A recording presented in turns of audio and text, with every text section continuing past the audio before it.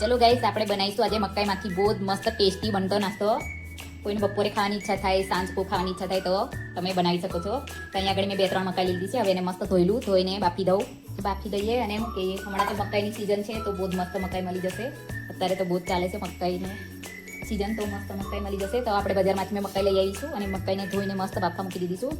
મારી મકાઈ બાફીને રેડી થઈ ગઈ છે. તો આવી રીતના મેં દાણા પાડી લીધા છે. મેં તમને બતાવવા ખાતર મકાઈ બતાવી છે પેલી, બાકી મેં તો પહેલાં બાફીને આવી રીતના દાણા પાડી લીધા છે. હવે મેં એક કટોરીમાં જો આવું જે કંઈ તમારી પાસે વાસણ હોય એમાં તમે નાખી લો.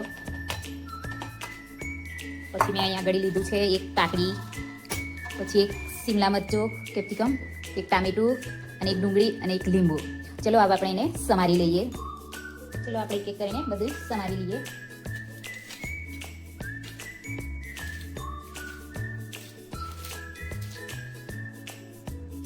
ચલો ગાઈસ, મેં એક એક કરીને બધી સમારી લીધી છે. સાત મતલબ કાકડી, કેપ્સિકમ, ટામેટું ને ડુંગળી.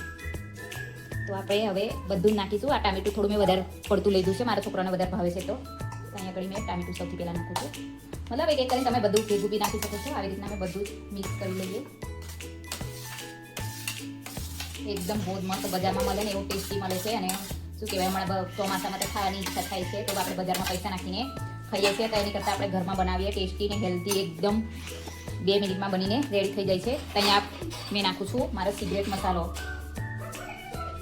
તો તમને આ મસાલાની રેસીપી જોતી હોય તો મને કોમેન્ટમાં બધા કહેજો, તો મેં તમારી સાથે શેર કરી. આ મારી મમ્મીની દાદીનો છે આ મસાલો, પણ આનો ટેસ્ટ એટલે બહુ જ મસ્ત લાગે. મારા હસબન્ડને તો બહુ જ ભાવે. સાસમાં અને એવું કોઈ બી વસ્તુ ખાઈને તો એમાં નાખીને જ ખાઈ છે.